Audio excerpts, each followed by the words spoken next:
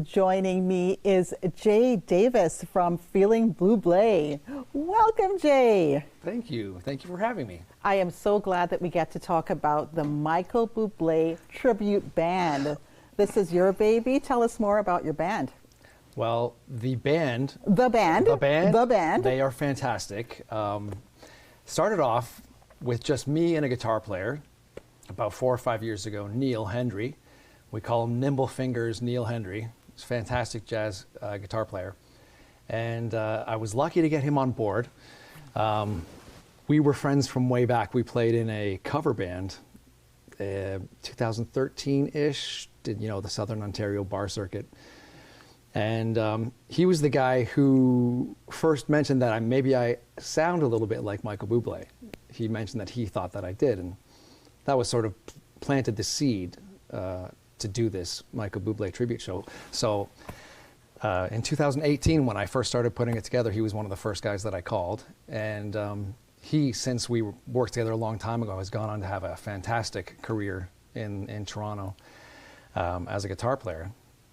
And so I was lucky to get, I called him and I said, do you want to do this? He was on board, and then it was just us for a little while. And then when the show grew a little bit, we got some more guys on board. Now we've got a 4-piece, and these are all Neil's friends from gigging musicians from the GTA scene. So I was lucky to get all those guys in the band. So they are pros. They are professionals. They are professionals. A bit of, we're maybe not garage band type, but pros on the stage. They know what they're doing. They're fantastic. I'm humbled every time I perform with these guys. They're fantastic musicians. So I hear there is a lead singer who would be yourself, Jay Davis, That's me. And your lead guitarist is Neil. Neil. And who else is in the band? Well, we've got on bass we have Gord Mowat. On drums we have Tim Shaw, and on piano we have Matt Newton, and they all have their own bands and projects as well. I know some of them played for big Canadian names like Sarah Slean and Fred Penner and some other notable people. So you said that Neil planted that seed for Michael Bublé because he saw the resemblance. Did you see the resemblance of your voice or your demeanor? Well, it was a cover band, and so I was listening to the recordings, and it was all top 40 stuff. So I think I was just sort of trying to do what Michael Bublé did, and I never really thought about it, that I did. And so yeah, it was interesting how these little moments can end up being significant moments in your life that change the trajectory of what you're going to do. So Michael Bublé is kind of has that, he does a mix of the pop and that big band sound as well. What's your favorite Michael Bublé song, whether to listen to or to perform? Oh yeah, well, I think my favorite Michael Bublé song actually comes with a bit of a story. So I was doing a show in early 2000s called Joseph in the Amazing Technicolor Dreamcoat. Of course, everyone knows this show. And there was this girl in the cast. Her name was Debbie Timmis. And her fiance had just moved down to LA, and he has been making moves in the music business. And his name was Michael Bublé. We had never heard of him. But he ended up doing really well. And of course, he is who he is today. But my favorite song is actually a song that he confessed in an interview that he actually wrote about Debbie Timmis, and that's the song "Home." So, and I love singing that one. My favorite Michael Bublé songs, I'd say my close second would be "Everything," and then "Haven't Met You Yet" is my third favorite song. Haven't Met You Yet. Yes, of course. We love that. We love that one. Yeah, I love that one too. Yeah. That is close to my heart. It's feel-good music. There is a Valentine's Day special coming up in KW, so we are blessed to have the band and your talents coming. And tell us more about the show. Where is it happening, and where can people get tickets? Well, the show is happening on February 7th, so this coming Wednesday at 8 p.m. It's at the Registry Theatre, which is 122 Frederick Street. The show is a little different than a normal tribute show in that this one is set in a specific date. It's set February 14th, 2020. So just moments before the world shut down, as we all know. And what happened, I mean, we all know that during the pandemic, we all went through this thing. And, you know, we all experienced a lot of loss.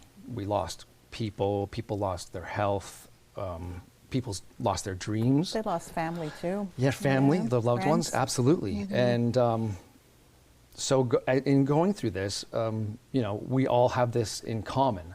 But also there was a silver lining there for most people that I had talked to after the or during and after, is that Yes. people were slowing down and they were looking around. It gave people a chance to reflect and sort of gauge where they were in their life and whether they wanted to continue on that trajectory.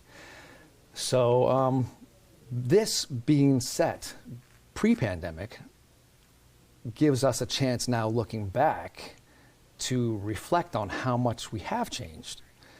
And as we're listening to Michael Bublé, completely unaware of what's about to happen, quite innocently talking about things like he's making New Year's resolutions. He's like, this year I'm going to shake as many hands as I can. I'm going to hug as many people as I can, and I'm going to travel. Yeah. So, you know, so no shaking of hands, no Right. at all. What an interesting. I love the storytelling arc in that. So I understand you're going to give us a sample of what people can expect from the Valentine's Day show. So we'll get ready for that. Wow. I believe it's going to be Mack the Knife. That's right.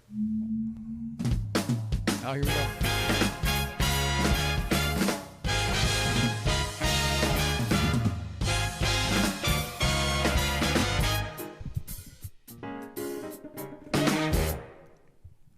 Oh, that shark has pretty teeth, dear, and he shows them pearly white. Just a jackknife, where's our Mac Heat, babe? And he keeps it out of sight. Oh, and that shark bite with its teeth, dear. Scarlet billows begin to spread. Fancy clothes, though, where's our Mac Heat, babe? So there's never, ever a trace of red. There's a sidewalk one Sunday morning where a body's just oozing life. Someone's creeping round that corner. Could that someone be Mack the Knife? There's a tugboat way down by the river, don't you know, where a cement bag's just drooping on down. The cement's there, it's there for the weight, dear. 5 will get you 10. Old Mackie's back in town. You hear about Louis Miller? He disappeared, baby, after drawing out all his hard-earned cash. Now he spends just Your like region a this week sailor. will return after this. Could it be our boy's done something rash? Oh, Jenny Diver, look how Sookie tore a tree. Miss Lottie Land.